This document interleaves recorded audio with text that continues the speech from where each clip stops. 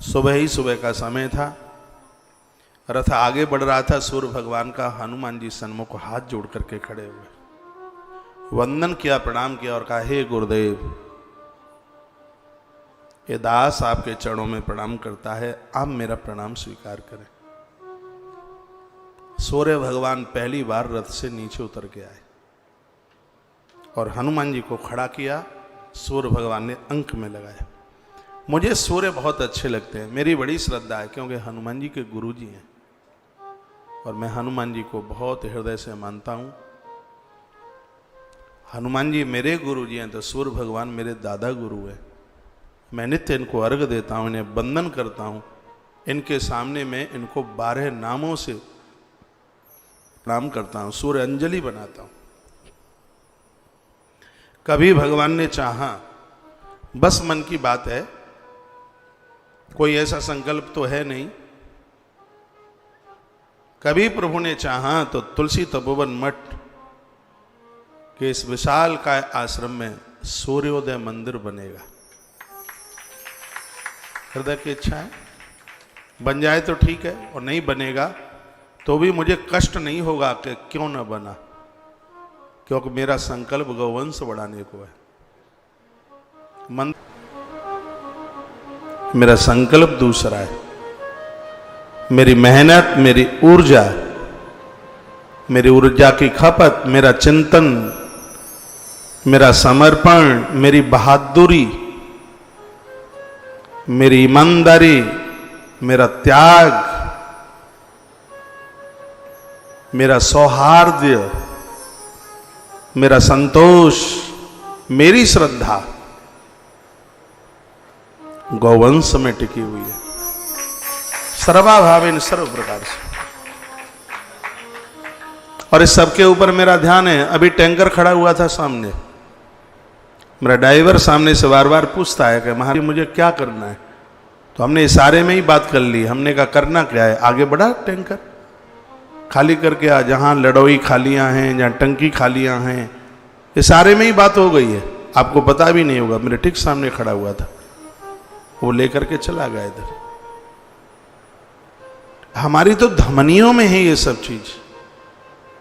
लोग मुझे कहते हैं महाराज मंदिर नहीं बनाया। मैंने कहा वृंदावन में बहुत बड़े बड़े मंदिर हैं, घर घर मंदिर, घर घर तुलसी। वृंदावन में तुलसी मंदिर कमी क्या है? गौवंश के लिए हम संकल्प, यदि सूर्योदय मंदिर बन जाता है तो मैं समझूंगा सूर्य नारायण और बजरंगबली हनुमंतलाल जी महाराज की ही कृपा से, उन्होंने ही चाहा होगा तब बन गया। तो कभी किसी ने पूछा था कि कौन सा मंदिर बनेगा, तो हृदय की बात बोल दी थी कि सूर्योदय मंदिर शायद बन जाएगा। सूर्य भगवान को आप भी श्रद्धा रखो, उन्हें रोज अर्घ दो। हनुमान को हनुमान गढ़ दिया सूर्य भगवान ने। इतने बड़े विद्वान हनुमान बने, सूर्य भगवान की पूरी देन है इसमें। सूर्य बुद्धि को दिव्य बना देते हैं, प्रखर बना देते हैं। सूर्य भगवान नीचे उतर के आए, उठाया, हनुमान पुनः चरण पकड़ लेते हैं।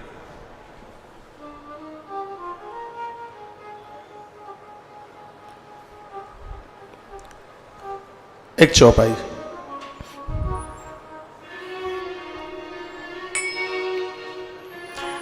बंदा हूं गुरु पद। इस समय जो वीडियो आप देख रहे हैं संस्कार टीवी पर, यूट्यूब चैनल पर, ये आपको एक नमूना दिखाया जा रहा है। आश्रम तो इससे बहुत विस्तार में बन रहा है, ये वीडियो देख लेना पूरा। और इसी पैटर्न पर काम चल रहा है, बहुत जोरों से काम चल रहा है। लॉकडाउन की स्थिति है यहाँ, कई दिनों से बाजार नहीं खुले हैं, आज भी लॉकडाउन है, शायद कल भी रहेगा। शनिवार, रविवार, सोमवार, मंगलवार, अभी कल का और है, जैसा कि मुझे सुनाई में आया है। एक दिन के लिए फिर बाजार खुलेगा, शनिवार से फिर बंद है। ऐसी स्थिति में भी कई सैकड़ों लोग काम कर रहे हैं। अभी भी 3 दिन पहले छत पड़ी हैं, 2 मशीनें लगी थी बड़ी बड़ी। अभी 2-3 दिन के बाद में फिर एक 5वीं मंजिल डलने वाली है। लगभग 7-8 मंजिल की ये बिल्डिंगें हैं। भगवान की कृपा से यहाँ 1000 कमरा बनने के लिए जा रहे हैं, तो बहुत होता है 1000 कमरा। और आनंद की बात यह है कि होटल नहीं है, ये आश्रम है। वृंदावन में धर्मशालाएं नहीं है, ऐसी जगह नहीं है कि लोग आएं तो एक आध रात रुक के चल के, एक आध रात्रि रुक के जाएं। ये पूरे देश में नाम होगा। लोग कहेंगे कि वृंदावन यदि जाना है तो रहने और खाने पीने की कोई दिक्कत नहीं है। लोग कहेंगे वहाँ तुलसी तपोवन मठ है ना, कृष्णाश्रय है, कोई चिंता की बात ही नहीं है। जब तक इसकी एक एक इंच खाली रहेगी तब तक लोगों को रहने के लिए किसी भी प्रकार की कोई दिक्कत नहीं होगी। यह है भी आप सबके सहयोग के द्वारा। भगवान ने चाहा तो ये बहुत जल्दी बन ही जाएगा। ये सब करने में बड़ा अच्छा लग रहा है, बढ़िया लग रहा है। लोगों के घर पर लोगों के रिश्तेदार मेहमान आते हैं, उन्हें इतना अच्छा लगता है। और यहाँ तो जब कोई आता है तो ऐसा लगता है कि भगवान बांके बिहारी जी महाराज के रिश्तेदार आए हैं। तो जो प्रभु का रिश्तेदार आया है तो उसका तो अत्यादर होना चाहिए, उसका बहुत मान होना चाहिए, उसका बहुत सम्मान होना चाहिए। स्थितियाँ जब ठीक ठाक हो जाएं तब आप वृंदावन जरूर आइएगा। ये देखिए बिल्कुल यही चीज़ बन रही है। ये जब का ये नक्शा था तब जगह कम थी, अब तो ये और ज़्यादा विस्तार से हो गई है। इसलिए जो बीच का मंदिर है वो हमने साइड में किया है। और इस तरह की इसमें आपको 2 बिल्डिंगें दिख रही हैं, 2 की जगह पर 7 बिल्डिंगें बन रही हैं। इस नक्शे में तो आपको 2 दिखाई दे रही हैं। इसमें 5 मंजिल है, 1 2 3 4 5 ही है, लेकिन जो निर्माण चल रहा है वो 7 मंजिल का है। ये आपको 2 टावर दिखाई दे रहे हैं और वहाँ निर्माण हो रहा है वो 7 टावर। अब 2 में और 7 में बहुत अंतर है। ये 2 में इतना प्यारा लग रहा है, जहाँ 7 टावर की ये बहुमंजिल बिल्डिंग बनेगी तो लगता है कि बहुत सुंदर लगेगा, बहुत अच्छा लगेगा, बहुत बढ़िया लगेगा। ये मत पूछो इसमें पैसा कितना लग रहा है, अब तो सोच से भी ये सब बाहर हो रहा है। लेकिन आशीर्वाद मिला है भगवान का, प्रकृति का, और ये मेरे ही मुंह के शब्द हैं।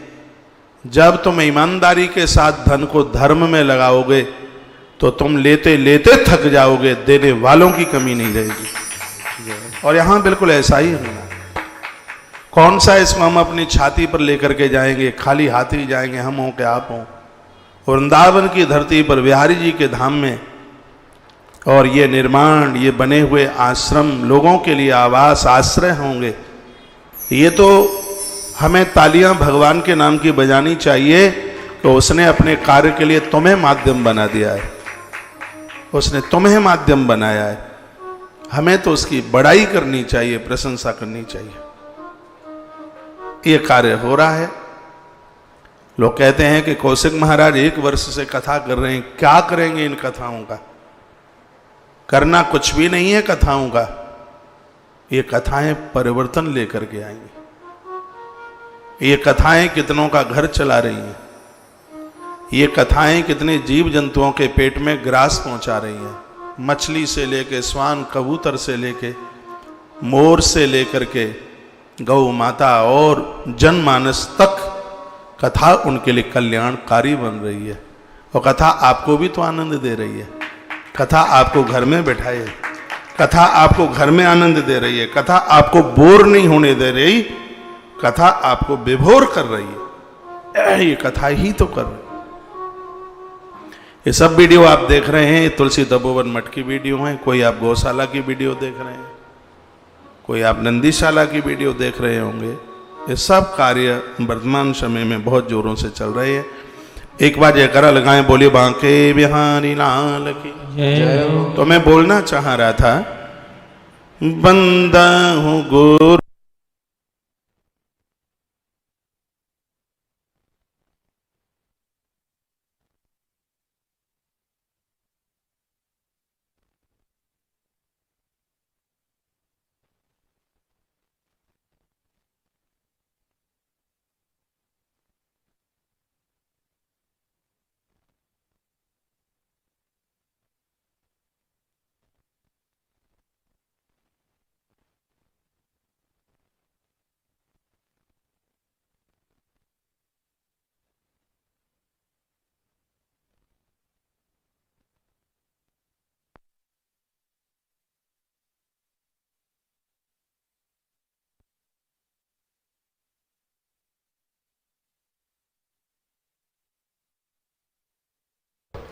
बंदहु गुरु पद पद्मों परागा, बंदहु गुरु पद पद्मों परागा, सुरुचि सुभाष सरस अनुरागा, बंदहु गुरु पद पद्मों परागा, सरस सुभाष सरस अनुरागा, वंदहु गुरु पद पद्म परागा, सरस सुभाष सरस अनुरागा, वंदहु गुरु पद पद्म परागा, सरस सुभाष सरस अनुरागा। गुरुदेव के चरणों में वंदन प्रणाम। सूर्य देव ने रथ से नीचे उतरकर हनुमान जी को उठाया और कहा बोलिए। पहले तो हनुमान जी ने अपना परिचय, अब सूर्य देवता कोई भूल थोड़े ही गए थे, कुछ ही समय पहले की तो बात थी जब राहु ग्रसित करने के लिए आया था, हनुमान जी ने रक्षण किया था। हाथ जोड़ करके हनुमान जी ने कहा, हे गुरुदेव, हे प्रभु, मेरा यज्ञोपवीत संस्कार मेरे माता पिता ने करा दिया है। मेरा जनेऊ हो चुका है, क्योंकि जनेऊ के बिना कोई वेद पढ़ने का अधिकारी नहीं होता। मैं आपके चरणों में विद्याध्ययन करने के लिए आया हूं और मेरी मां ने मुझे भेजा है। क्या आप मुझे स्वीकार करेंगे? क्या मेरे पास यह पात्रता है कि मैं आपका शिष्य बन सकूं? आदित्य बोले, बेटा देख लो, मेरी बड़ी विचित्र स्थिति है। मुझे अहरनिश रथ पर दौड़ना ही पड़ता है और मैं कभी रुकता नहीं। हनुमान जी ने बड़ी सुंदर बात कही। हनुमान जी ने कहा, हमें भी तो गुरु ऐसा चाहिए जो रुके नहीं, चलता रहे, कर्मठ हो, अहरनिश भगवतीय कार्यों में लगा हो। हनुमान अपने गुरुदेव को ऐसी बात कह रहे हैं। कहा, मैं चलता रहूंगा तो तुम मुझसे ज्ञान कैसे प्राप्त करोगे? हनुमान जी ने कहा, मेरी दृष्टि आपके चरणों में होगी। जिधर आपका रथ चलेगा, मेरी आंखें आपके चरणों में, मेरी पीठ पीछे होगी, मैं पीछे चलता रहूंगा। गुरुदेव, मैं भी रुकूंगा नहीं,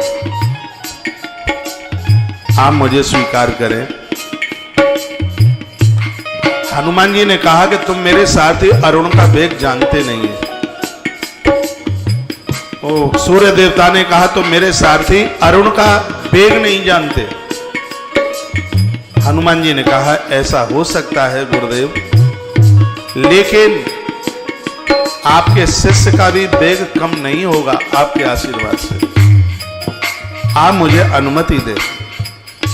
भगवान दिवाकर ने टालने का बहुत प्रयत्न किया, सूर्य भगवान ने, किंतु समीर पुत्र, पवन पुत्र हनुमान किसी भी प्रकार की कठिनाई से मुंह मोड़ नहीं रहे थे।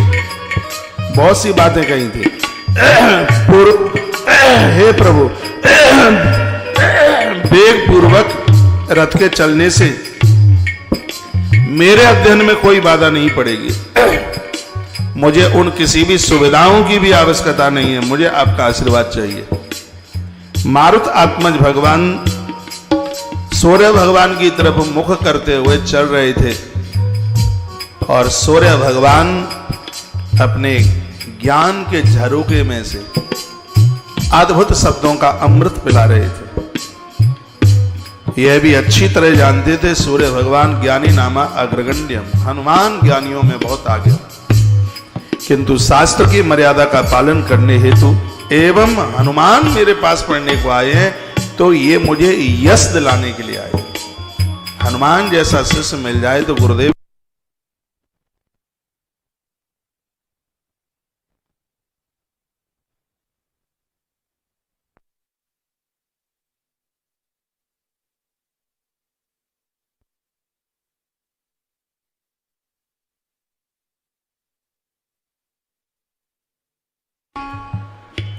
हनुमान जैसा शिष्य मिल जाए तो कौन से गुरु का कद न बढ़ जाए। बस भगवान सूर्य नारायण ने अपनी समग्र विद्याएं हनुमान जी की झोली में डाल दी। हनुमान जी कोई 4-6-10 वर्ष नहीं रहे सूर्य भगवान के पास। वर्णन है कि कुछ ही दिनों में समस्त वेद शास्त्र उपशास्त्र विद्याएं सबकी सब हनुमान जी के पास स्वतः ही चल करके आ गए। सविधि विद्या अध्ययन हो गया, हनुमान जी सब में पारंगत हो गए। तत्पश्चात हनुमान जी ने साष्टांग दंडवत प्रणाम गुरुदेव को किया और कहा, मेरी मां अंजना ने यह कहा था, बेटा दक्षिणा दिए बिना विद्या टिकती नहीं है, वहां से चलो तो अपने गुरु महाराज को दक्षिणा का चुकता करके आना। तो यह दास प्रार्थना पूर्वक आग्रह पूर्वक गुरुदेव दक्षिणा समर्पित करना चाहता है, एक बार आप कृपा पूर्वक बता देते दक्षिणा में मुझे क्या देना होगा। तो यह आपका सेवक अपने आप को कृतकृत समझ लेता। पूरी कथाएं हमारे और आपके लिए। गुरुजनों की कृपा कब होती है? जब हमारे पास ऐसी विनम्रता होती है। सूर्य भगवान ने हनुमान को अंक में भर लिया और कहा, पुत्र यदि तुम दक्षिणा ही चुकाना चाहते हो तो मेरा अंश किष्किंधा पर सुग्रीव के रूप में है, तो मेरे सुग्रीव की रक्षा करना, मेरे सुग्रीव का संग मत छोड़ना, कभी साथ मत छोड़ना, क्योंकि सुग्रीव जीव है और तुम संत हो, और जीव का कल्याण तभी है जब उसके पास संत हो। जीव के पास संत होगा तो एक न एक दिन जीव को भगवंत जरूर मिलेगा, ये भगवान सूर्य ने कहा और यही हुआ है। आगे आप सुनेंगे, सुग्रीव से सब कुछ छूटा, सुग्रीव से हनुमान नहीं छूटे। हनुमान संत हैं, संत को पकड़े रहे सुग्रीव तो भगवंत मिल गए। और हनुमान जी ने गुरुदेव को यह वायदा किया था, आपके कहे गए वचन का पालन होगा गुरुदेव, मैं वानर राज सुग्रीव से कभी दूर नहीं जाऊंगा, यह मैं वायदा करता हूं। जब हनुमान जी चले तो अरुण की आंख में आंसू आ गए। तो भैया जब तक तुम रहे हो तब तक बहुत अच्छा लगा है। एक गुरुदेव के पास में बहुत से होते हैं, जलन नहीं होनी चाहिए, प्रसन्नता होनी चाहिए, नहीं तो प्राय जलन ज्यादा होती है। ये काई क्यों टेका, ये काई क्यों आया, इसको क्यों बात करते हैं, इतनी बात हमसे क्यों नहीं करते, और ऐसी तमाम बातें हमने देखा है संतों के यहाँ। सब यही प्रपंचता चलती रहती है। आए थे हर भजन को होटल लगे का पास, भजन तो करते नहीं है। ये दुनियादारी की बीमारी में अपने आप को खपा देता है। अरुण की आंख में आंसू थे। कहा, भैया आप जा रहे हैं, हमें भुलाना मत। गुरुदेव की प्रदक्षिणा करके हनुमान मां अंजना के पास में चल करके आए। मां गदगद हो गई, पूरी बात बताई। उन्हीं दिनों में भगवान शंकर एक दिन दरवाजे पर आ गए। अंजना माता ने प्रणाम किया, मदारी का भेष बना करके आए। बोले ना, अंजनी मां ने पहचान लिया महादेव को। कहा, धन्य है आपकी लीला के लिए, आप क्या क्या बन जाते हैं, मदारी बन के कहां जा रहे हो? महादेव ने कहा, आज अयोध्या जाने का मन हो रहा है। अंजनी मां ने कहा, प्रभु सुनो,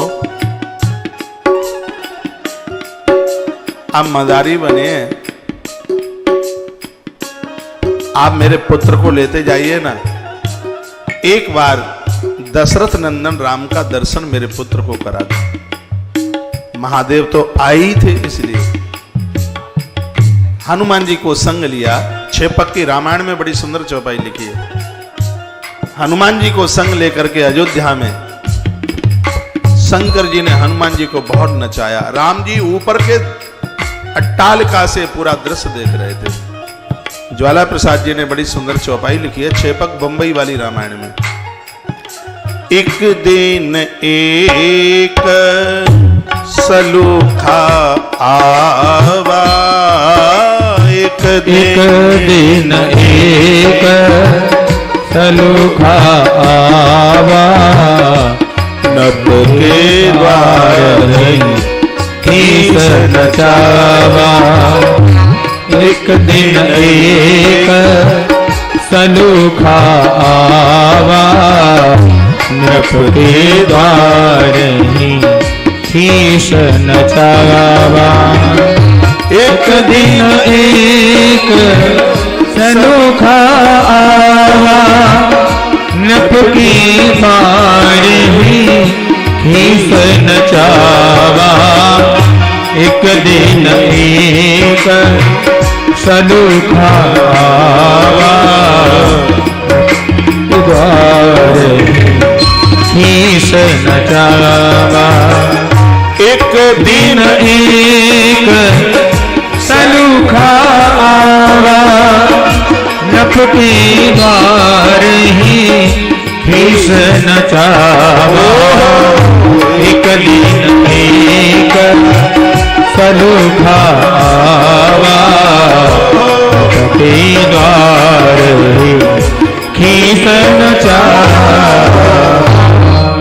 खीस बंदर को कहते हैं, सलूखा कहते हैं मदारी को। एक दिन एक सलूखा आवा, नभ के द्वारे खीस नचावा। यानी शंकर जी मदारी बनकर के आए, हनुमान जी को नचा रहे थे। भारी भीड़, पूरा अवध इकट्ठा हुआ। राम जी मचल गए, मां को कहने लगे मुझे वही बंदर चाहिए। मां ने महाराज को यह बात कही। अवधेश दशरथ मदारी के पास आए, वो समझ ही नहीं पाए कि महादेव हैं। कहा चाहे जितना पैसा ले लो, ये हमारे बच्चे को खेलने के लिए बंदर दे जाओ। शंकर ही तो बने हैं हनुमान, महादेव तो राम की सेवा करने के लिए आए ही थे धरा पर। सहर्ष राजी हो गए, हनुमान को वहां छोड़ के आ गए। हनुमान राम जी के साथ घिल मिल गए, बहुत अच्छा लगता था। नित्य वंदन प्रणाम करते थे हनुमान। मैं आपको राम कथा तो नहीं सुना रहा हूं, लेकिन इतना तो मुझे बोलना पड़ेगा। दंडकारण्य वन में विश्वामित्र जी महाराज जब उन असुरों से परेशान थे, तो वो राम लक्ष्मण को यज्ञ रक्षा के लिए लेके चले गए। तब हनुमान जी ने गुरु शब्दों को पूरा करने के लिए किष्किंधा की राह पकड़ी। हनुमान जी तब किष्किंधा के लिए वहां से लौटे हैं। किष्किंधा पर कपिराज बाली रहते हैं। बाली और सुग्रीव ये दोनों भाई हैं, और भाई भी ऐसे हैं, प्रीत रही कछु बरन जाई। सुग्रीव ने अपना परिचय जब भगवान को दिया था, तो सुग्रीव बोले थे, नाथ बाली अरु में दो भाई, प्रीत रही कछु बरन जाई। हम दोनों में इतनी प्रीति सो ढूंढने से ना मिले। दोनों में भारी प्रेम था। इन दोनों का जन्म किस प्रकार से हुआ? ऋषमुख पहाड़ पर एक बंदर रहता था जिसका नाम था रीछराज। बहुत बलवान था। ऋषमुख पर्वत पर रहता है। इस पर्वत को ऋषमुख क्यों कहते हैं? रावण का बोलबाला था, सब जगह रावण का ही हल्ला था। तो रावण के सामने जब रावण निकलता था, तो उस पहाड़ पर कोई भी महात्मा बोलने की कोशिश नहीं करता। उन्हें लगता कि जो बोले सो ही मरे, ये छोड़ेगा नहीं। और ये तो साधुओं का रक्त भर भर के मटकों में इसने बड़े उत्पात मचाए थे। संतों से तो कर लेता था, टैक्स लेता था, बड़ा विरोधी था ये रावण।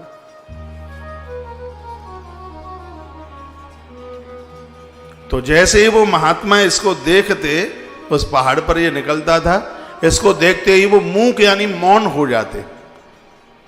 तो उस पर्वत का ही नाम हो गया ऋषमुख। जहां पर महात्मा बैठते तो मौन रहते, कुछ बोलते नहीं। इसलिए उस पर्वत को लोग ऋषमुख के नाम से जानने लगे। और यहां एक बानर राज रहते हैं जिनका नाम था ऋक्षराज। बड़े बलिष्ठ थे, बहुत ताकत थी ऋक्षराज में। एक दिन यह हुआ कि पहाड़ के, सुनिए नहीं फिर हम आरती करा देंगे। हाँ, आपका ध्यान इधर हो। आरती करा के सोऊंगा जाके फिर। नहीं तो भाई सुन लो कथा ठीक से, नहीं सुनेंगे तो और क्या करेंगे, फिर हम सोएंगे, सुन ही नहीं रहे। रीछराज पहाड़ के ऊपर घूम रहे थे तो पहाड़ पर ही एक सरोवर था। रीछ ने अपना प्रतिबिंब देखा तो उसमें पानी में एक दूसरा रीछ दिखने लगा। कहा मैं इधर हूं, ये पानी में कहां से आ गया। कहा मित्र रुक, दोनों मिलेंगे। और जैसे ही रीछराज ने, रीछराज नाम था, जैसे ही उसने उसमें छलांग लगाई तो इस सरोवर को यह वरदान मिला था कि सरोवर में यदि कोई भी अंदर आ जाए तो उस पुरुष को स्त्री बनना पड़ेगा। तो जैसे ही सरोवर में रीछराज ने जैसे ही वो छलांग लगाई तो रीछराज सुंदर सी स्त्री बन गई। वो तो बढ़िया सी मलूक स्त्री बने।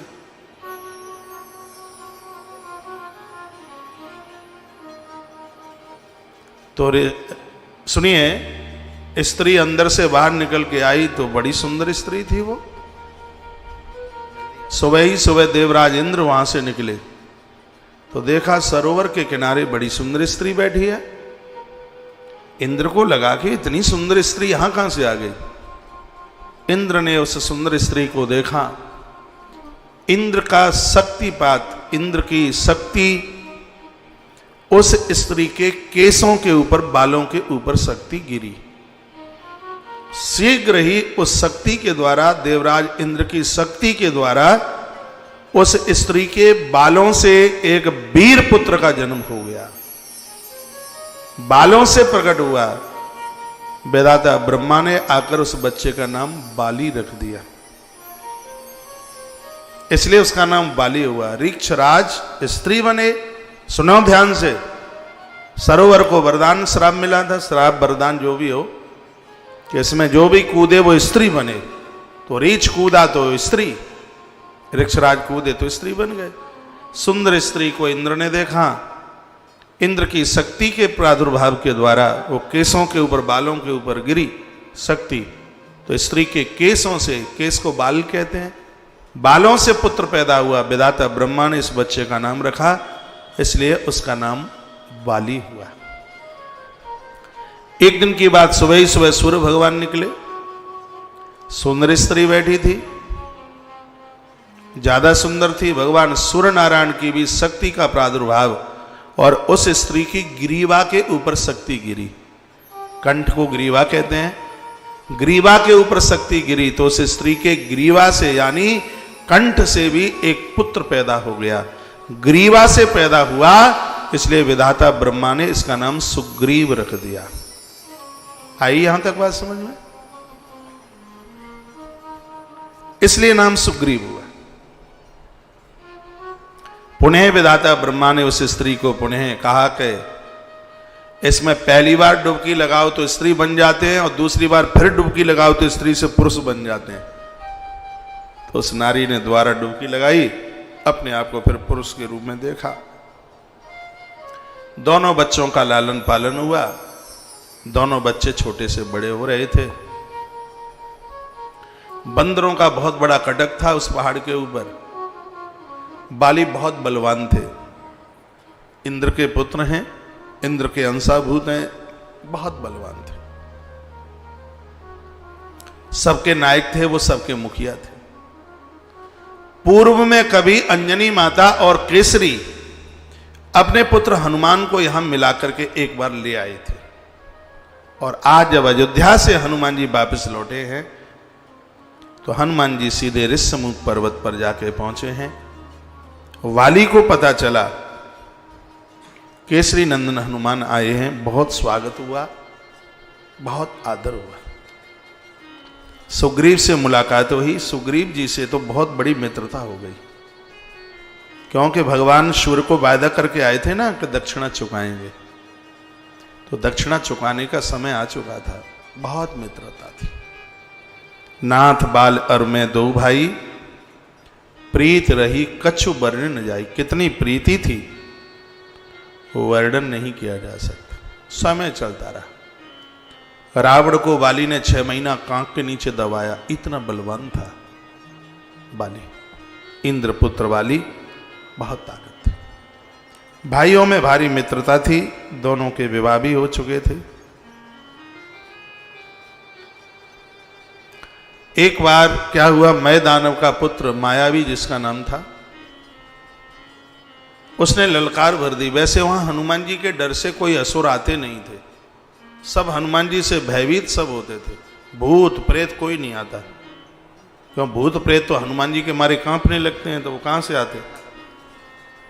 लेकिन वो मय दानव का पुत्र माया भी आ गया और उसने रात के समय में ललकार दिया। बाली इतना बलवान था कि लड़ने के लिए तो उसकी भुजाएं बिल्कुल खुजली मचती थी, ये समझ लो। आधी रात्रि को बिस्तरा छोड़ा। सुग्रीव ने देखा कि भाई साहब गए हैं लड़ने के लिए, मैं भी संग जाऊं, तो दोनों भाई उस निशाचर का पीछा करे। तो निशाचर को लगा कि अब मैं मरा, तो उसको एक गुफा मिली, गुफा में घुस गया। सुग्रीव को कहा इंतजार करना, मैं इसको निपटा के आता हूं। लेकिन वहां तो बहुत ज्यादा समय हो गया, अंदर बहुत और भी राक्षस बैठे थे, सबके साथ युद्ध हुआ, खून बह के बाहर आया। 15 दिन व्यतीत हो गए। सुग्रीव को लगा कि लगता है कि भाई साहब की गोविंदाय नमो नमः हो गई, और कहीं ये निशाचर निकल के हमें भी ना मार डाले, तो एक शिला लगा करके आ गए। घर पर आकर के शोक संदेश सबको दिया। सबने कहा कि राजा नहीं है तो गद्दी राजा बीन नहीं होनी चाहिए। लोगों ने सुग्रीव को वहां की गद्दी का मालिक बना दिया। कुछ वर्षों के बाद सभी निशाचरों को निपटा करके जब वो बाली आए, तो भाई साहब को देखा गद्दी पर, तो बहुत क्रोध हुआ, खूब ठुकाई पिटाई करी। मेरे होते हुए इसलिए तू पत्थर लगा के आ गया था, ये अंदर से बाहर ना आ पावे। बहुत समझाने की कोशिश की सुग्रीव ने।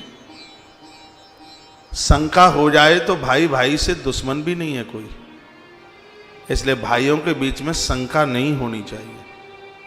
इतनी प्रीति, इतना प्रेम और इतना द्रोह हो गया दोनों के बीच में, शांति नहीं मिली। पत्नी बच्चे सब हरण कर लिए सुग्रीव के, और मारने के लिए बाली दौड़ा। बाली ऐसी कौन सी जगह थी जहां बाली सुग्रीव को मारने को नहीं गया, लेकिन बाहा हनुमान, सुग्रीव के संग ही संग हनुमान दौड़ रहे थे। सुग्रीव ने कहा मित्र मैं थक गया, अब तो इससे मौत ले लूंगा, मुझसे नहीं भागा जाता। हनुमान जी ने कहा सुनो, तुम्हें पता है कि तुम्हारे भाई बाली ने एक दुंदुभी राक्षस को मार करके ऋष्यमुख पहाड़ पर फेंका था, और महात्मा मतंग ने उस समय उसको श्राप दे दिया था, कहा धूर्त कहीं के, तूने मरा हुआ जीव हमारे यहां फेंका है, तो हम तुझे श्राप देते हैं कि जब कभी तू इस पहाड़ पर आएगा तो तेरे माथे के टुकड़े टुकड़े हो जाएंगे। और ये तुम्हें पता है कि ऋष्यमुख पहाड़ पर बाली कभी नहीं जाता, महात्मा के अभिशाप की वजह से। इसलिए ठिकाना बढ़िया ऋष्यमुख पहाड़ हो सकता है।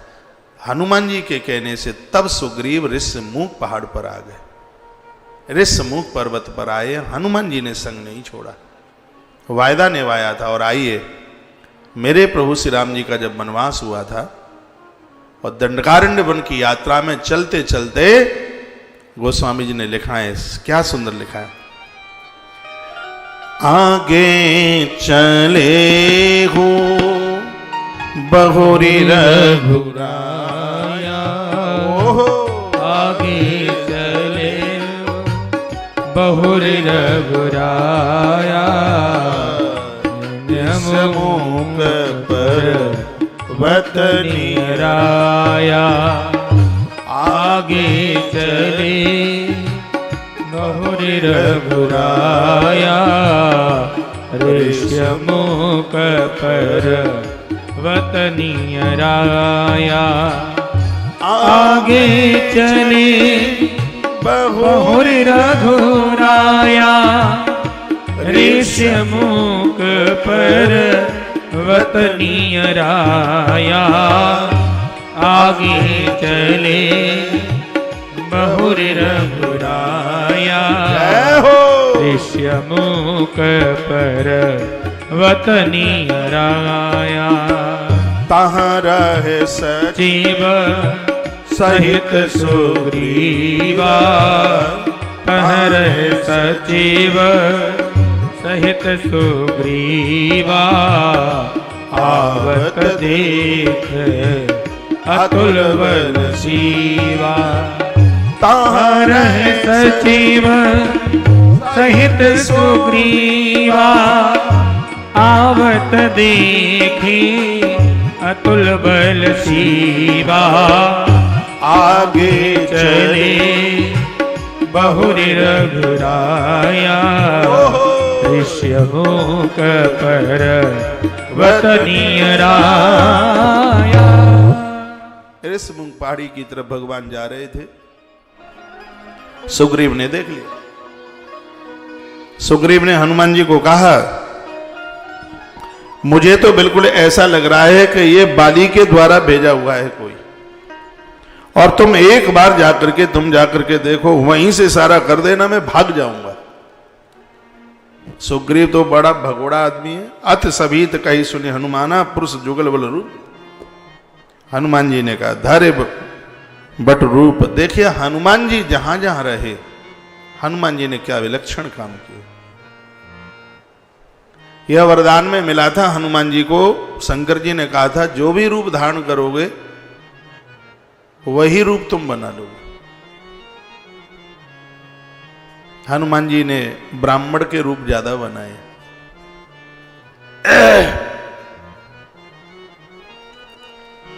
देवता तो कास्ट से ऊपर होते हैं, जाति से ऊपर होते हैं।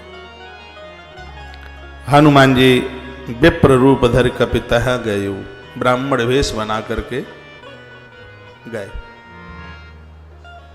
ब्राह्मण इसलिए बने क्योंकि ब्राह्मण से कोई दुराता नहीं है, छिपाता नहीं है। ब्राह्मण को लोग अपना ठीक से परिचय बता देते हैं। ब्राह्मण से छिपाया नहीं जाता क्योंकि ब्राह्मण गुरु होता है, और गुरु से तो कभी छिपाया नहीं जाता। तो हनुमान जी ने सोचा कि हम तो पता लगाने को जा रहे हैं ना, राजा बन करके जाएंगे तो दिक्कत हो जाएगी। ब्राह्मण बन के जाते हैं तो ये अपने हृदय की बात जरूर बता देंगे। सो हनुमान जी ब्राह्मण बन करके गए और पहुंचे। आप कौन है बताइए, आप कौन है? जग कारण तारण भंजन धरणी भार, कौतम अखिल भुवन पतलीन मनुज अवतार। आप ईश्वर तो नहीं है, धरती का वजन हल्का करने को तो नहीं आए। क्योंकि मां अंजना कहती थी कि ऐसे ऐसे सांवले, ऐसे घुंघराले वाले ऐसे हैं, तो वो सब माता की वही बातें याद आ रही थी। मैया ने ही कहा था कि धरती का वजन हल्का करने के लिए उनका अवतार हुआ है। वही बातें सीधे के सीधे हनुमान बोले। आप भगवान है, परमात्मा है, ये बताओ। तो राम जी को लगा कि ये मेरा असली तो परिचय पूछना चाह रहा है और नकली बन के खड़ा है हनुमान और बन गया है ब्राह्मण। तो मेरा परिचय पूछ रहा है तो हनुमान बन के ही पूछ लेता, ब्राह्मण बन के पूछ रहा है। तो भगवान ने अपना असली परिचय नहीं दिया, भगवान ने भी अपना नकली परिचय दे दिया। क्या परिचय दिया? भगवान कहते हैं, कौशलेश दशरथ के जाए, हम पितु बचन मान बन आए। कह दिया हम दशरथ राजा के पुत्र हैं और ऐसे ऐसे वन में आए, यहाँ हरि निश्चर वैदेही, हमारी गृहिणी का हरण हो गया है, सुहे विप्र उसको हम खोजने में लगे हुए हैं। तो ये तो भगवान का नकली परिचय था। असली परिचय तो चिदानंद में देह तुम्हारी, वो तो सच्चिदानंद घन है। भगवान ने अपना वह तो पता बताया नहीं और ये कह दिया कि महाराज दशरथ का मैं बेटा हूं। और ऐसे, और जब इतना कहा तो प्रभु पहचान परे हूं। भैया ये जब कहा कि मैं दशरथ का पुत्र हूं, सो हनुमान लंबे होकर चरणों में गिर पड़े। क्योंकि दशरथ नंदन के पास तो बहुत दिनों रह के आए थे ना, पहचान इसलिए नहीं पाए थे। 13 साल ये हो गई थी, विवाह के 12 साल के बाद वनवास हुआ था, तो 12 और 13, वनवास की 13 साल ये हो गई थी। 13वां वर्ष लग गया था भगवान के वनवास को, जब ये लीला चली है। और क्यों 11.5 साल तो भगवान एक ही जगह पर रहे हैं चित्रकूट में, तो 13 वर्ष पूरे ये हो गए थे। और माता जानकी के विवाह के ठीक 12 वर्ष के बाद में वनवास हुआ, तो 13 और 12 25 वर्ष हो गई। तो 25 वर्ष का तो एक फैसला गैप, बहुत बड़ा गैप होता है। नहीं हनुमान जी पहचान पाए। जब राम जी ने अपना परिचय दिया कि मैं कौशलेश दशरथ पुत्र हूं, तब तो हनुमान जी लंबे होकर के लेट गए। प्रभु पहचान परे हो गई चरना।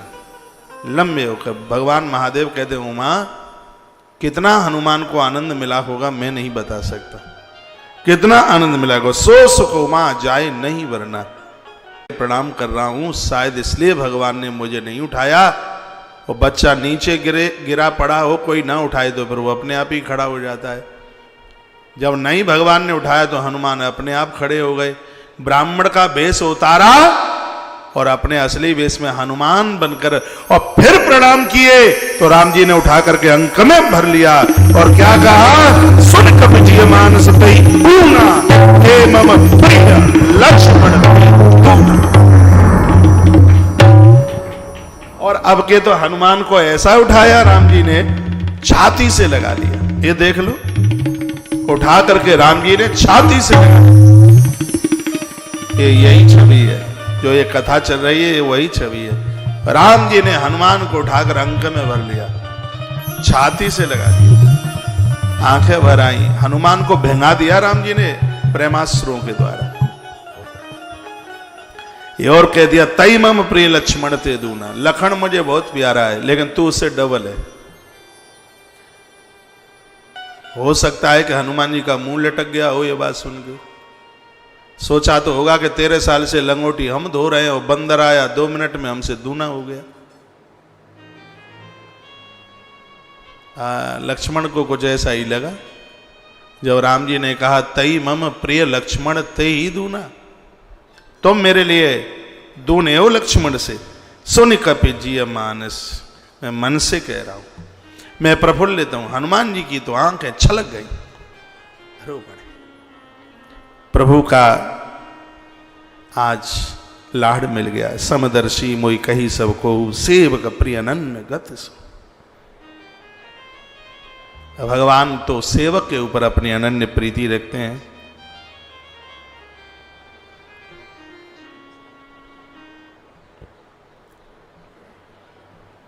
राम जी ने कहा हनुमान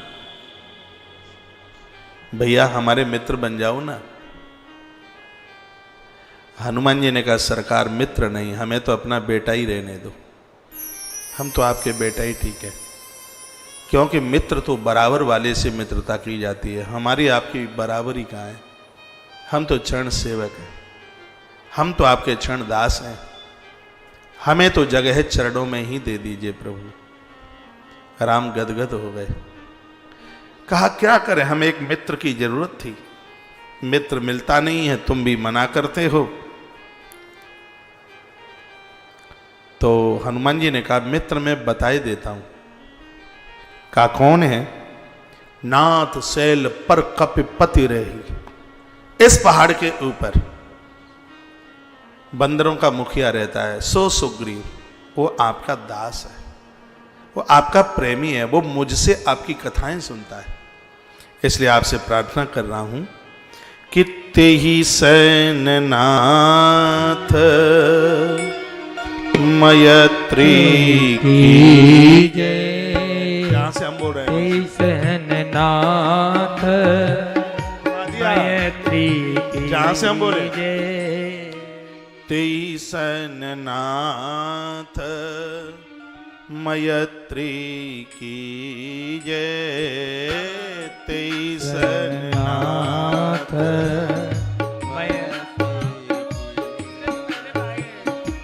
तेहि सैन नाथ मैत्री की जय। दीन जानते आवहे करी जय। तेहि सैन नाथ मैत्री की जय। दीन जानते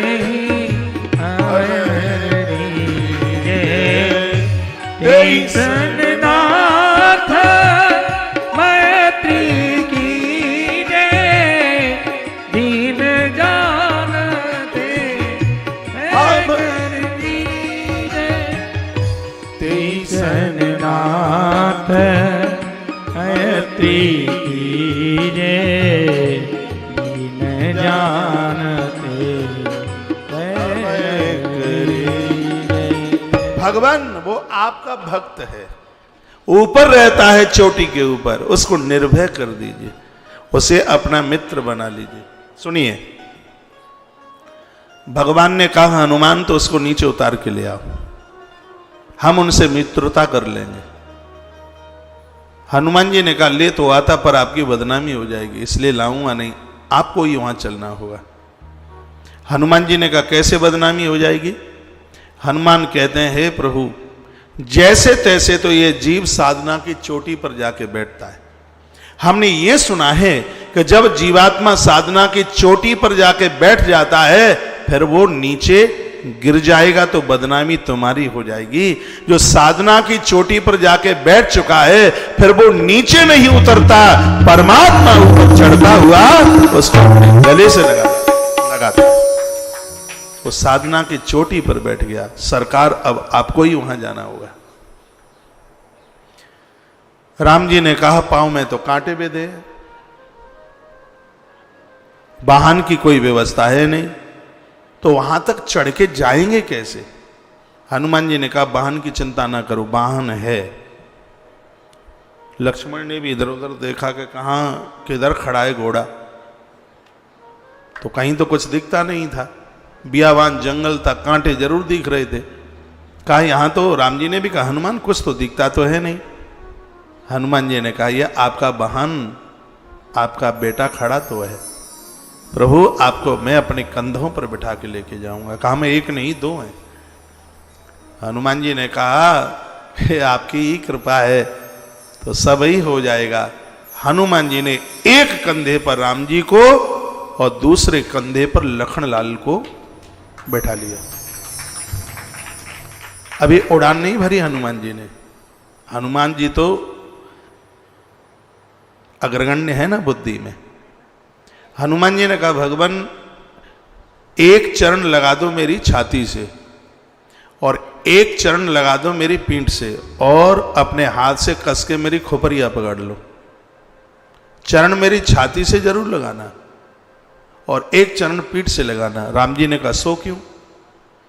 हनुमान जी ने कहा कि छाती पर अभिमान होता है और पीठ पर पाप होता है और खोपड़िया में कुबुद्धि को विचार होते हैं। भगवान आपका एक चरण छाती से लगेगा तो हनुमान का अभिमान समाप्त हो जाएगा, एक चरण पीठ से लगेगा तो जीवन के पाप समाप्त हो जाएंगे और दोनों हाथ सिर के ऊपर होंगे तो कुबुद्धि समाप्त हो जाएगी। ये आपको करना। भगवान गदगद हो गए, दोनों को बैठा लिया। हनुमान जी ने कहा भगवान ठीक से बैठिए और भगवान ने सिर जब ठीक से पकड़ लिया तब हनुमान जी ने एक जयकारा लगाया, जय श्री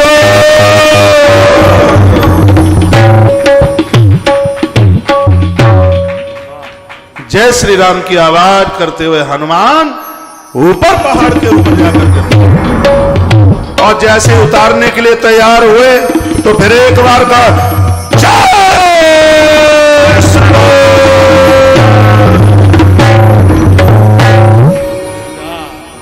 ऊपर जाकर के उतार दिया।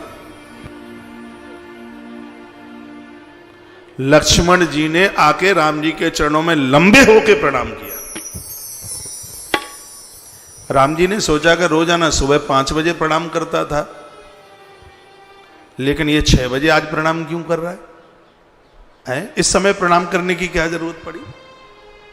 और राम जी से नहीं रहा गया और राम जी ने पूछ लिया। राम जी ने पूछा रे लक्ष्मण इस समय प्रणाम क्यों?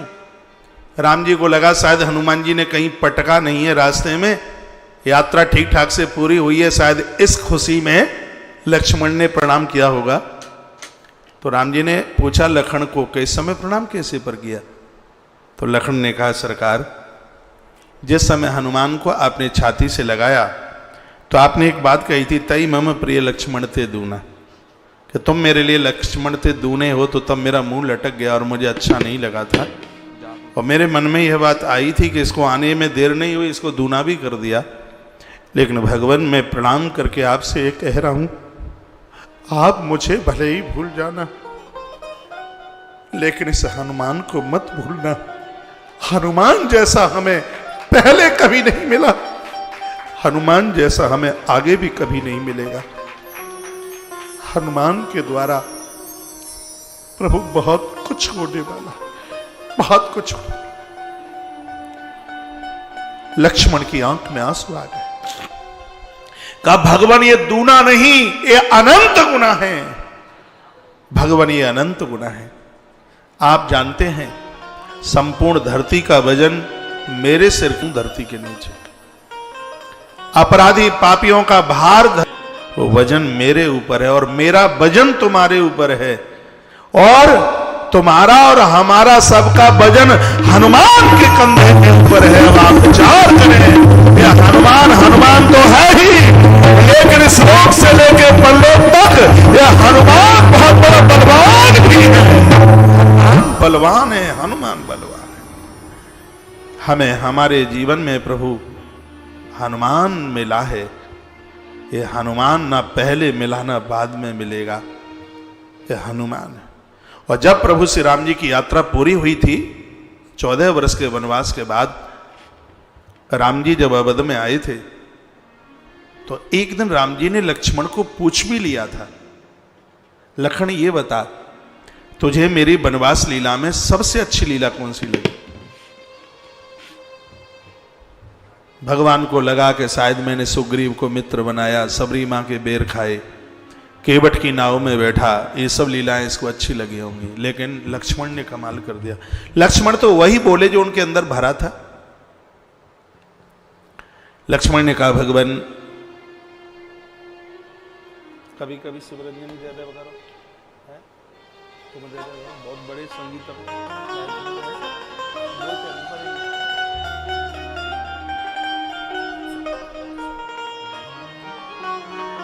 लखनलाल ने कहा भगवान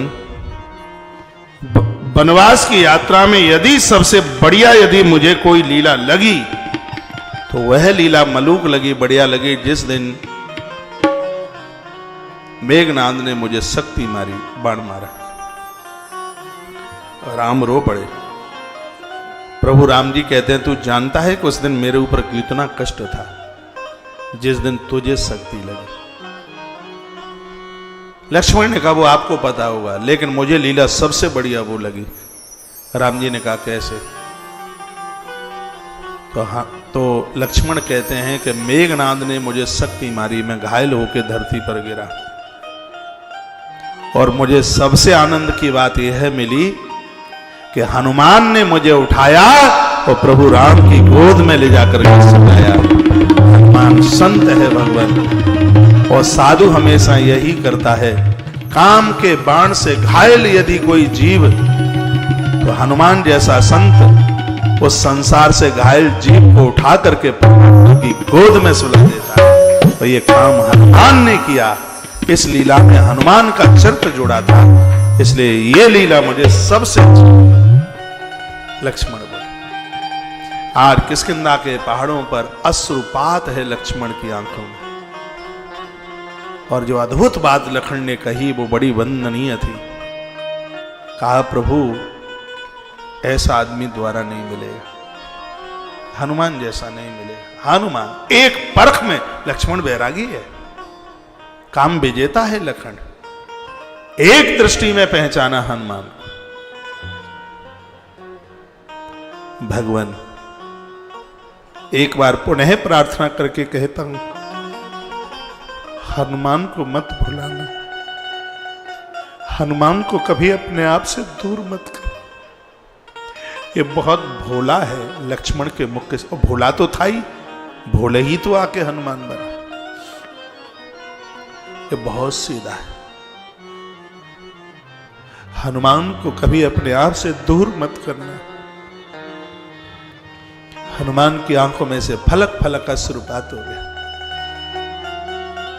और भगवान के हृदय में तो सज्जन लोग ही बसते हैं। ये भगवान ने कहा है मेरे हृदय में तो सज्जन ही रहेंगे, दुर्जन नहीं।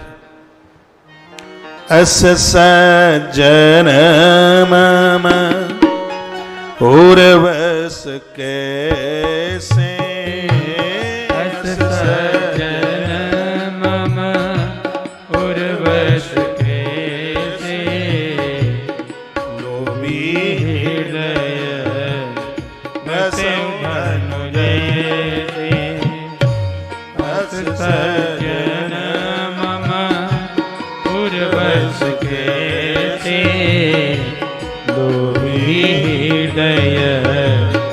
बसे धनुज से आस सजन मम उर्वस कैसी लोभी हृदय बसे धनुज से अस सजन मम उर्वस जैसे लोभी हृदय बसे धनुज से। यह हनुमान जैसे भगत राम जी के हृदय में वास करते हैं। जैसे लोभी व्यक्ति के हृदय में धन वास करता है, भगवान के हृदय में सज्जन लोग वास करते हैं। लक्ष्मण ने कह दिया था, हनुमान को कभी त्याज्यत न होने देना। हनुमान तो फिर हनुमान है। हनुमान संत है, साधु के द्वारा भक्ति का पता नहीं लगेगा। सीता माई का पता हनुमान लगाते हैं। हनुमान संत है। सीता माई शांति है, शांति की खोज अन्वेषण करने के लिए कोई साधु निकलता है और शांति की खोज वो कर पाते हैं जो सतोगुण, रजोगुण और तमोगुण तीनों को जीत लेते हैं। हनुमान शांति की खोज में निकले। आगे आप सुनेंगे 3 देवियां मिली, सुरसा, सिंहिका और लंकिनी। सुरसा सतोगुण, लंकिनी तमोगुण और सिंह का रजोगुण। तीनों गुणों से होने वाले अभिमान को जो जीत लेगा, शांति का संदेश, भक्ति का संदेश वही लेके आ पाएगा। हनुमान जी के अंदर तो बहुत गुण है। आज की कथा जहां से शुरू करी है वो चौपाई फिर बुलवाऊंगा आपसे। जो इनकी शरण में आएगा वो निर्भय हो जाएगा। हनुमान की शरण में आने वाला भयभीत नहीं हो सकता। सब सुख लय तुम्हारी शरणा, सब सुख ले तुम्हारी शरणा, तुम रक्षक का को डरना। सब सुख ले तुम्हारी शरणा, तुम रक्षक का को डरना। सब सुख ले तुम्हारी शरणा, रक्षक का को डरना। सब सुख ले तुम्हारी शरणा, रक्षक का को डरना। हनुमंत लाल जी का चरित्र बड़ा अद्भुत है, कहीं जाइएगा मत। अभी हल्ला बोल कथा रे